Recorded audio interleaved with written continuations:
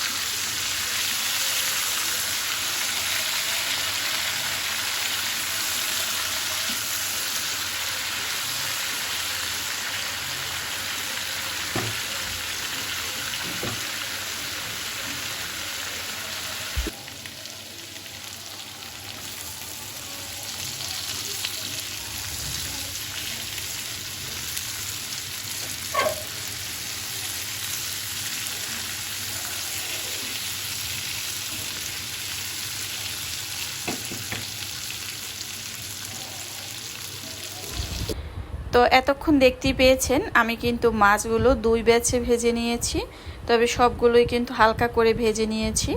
আমি যেহেতু আলু আর পটল দিয়ে রান্নাটা করব, সেজন্য আলু আর পটল একই সাথে আমি সেটাও হালকাভাবে ভেজে নিয়েছি। তো এভাবে ভাজি করে নিলে খেতে কিন্তু আরও বেশি মজাদার হয়। তো এই মাছ রান্নার জন্য তো তেমন কোনো মশলার প্রয়োজন নেই। আমি পেঁয়াজটাকে ভালোভাবে ভেজে তারপরে পানিতে কষিয়ে নিয়েছি। এরপরে কিন্তু শুধু হলুদ মরিচ ব্যবহার করেছি এখানে কিন্তু আদা রসুন এছাড়া অন্য কোনো মশলাই ব্যবহার করা হয়নি, একদম সাধারণভাবে। আর ইলিশ রান্না করার জন্য মূলত তেমন কিন্তু মশলারও দরকার হয় না, যেহেতু আমরা বাসায় যে দই ভুনা করে খাই, পেঁয়াজ দিলেই কিন্তু হয়ে যায়, যদিও এক একজনে এক এক রকম খায়। আর আলু পটল দিয়ে যেহেতু ছোট ইলিশের রান্না করছি, সেজন্য কিন্তু আমি আদার্স অন্য কোনো মশলা ব্যবহার করিনি। তো যাই হোক, পানি দিয়ে পানিটা যখন ভালোভাবে বলক চলে আসছে, তারপরে কিন্তু আমি আলু আর পটল যে আলাদা করে ভেজে রেখেছি সেগুলো দিয়ে ঢাকনা দিয়ে কিছু সময় জাল করে এর পরবর্তীতে আমি ভাজা মাছ সেগুলো কিন্তু একে একে দিয়ে দিচ্ছি। বিশেষ করে শীতের সময় এভাবে যদি আলু আর সাথে টমেটো দিয়ে এই মাছটা রান্না করা হয়, খেতে কিন্তু আরও বেশি ভালো লাগে। যেহেতু আমি চাইলেই টমেটো দিয়ে রান্না করতে পারতাম, কারণ এখন যেহেতু টমেটোর সিজন নেই, আর সেজন্য কিন্তু ওগুলো আমার খেতেও মন চায় না। বাজারে গেলে তো সবই পাওয়া যায়, কিন্তু ওতে ফরমালিনে ভরপুর, তো যার জন্য আর কি খাওয়া হয়নি। সব সময় চেষ্টা করবেন সিজনালি সবজি বেশি বেশি খাওয়ার, সেটা সবজি হোক ফল হোক, এটা কিন্তু স্বাস্থ্যের জন্য খুব ভালো। তো যাই হোক, ভিডিওর বাহিরেও একটু কথা বললাম এই আর কি। তো এই কিন্তু রান্নাটা একেবারেই হয়ে গিয়েছে। আমি যেভাবে আলু পটল আলাদা করে ভাজি করে নিয়েছি, ওভাবে যদি এমনিতে মাছ ছাড়াও ভাজি করে খাওয়া হয় তাহলে কিন্তু ভীষণ ভালো লাগে।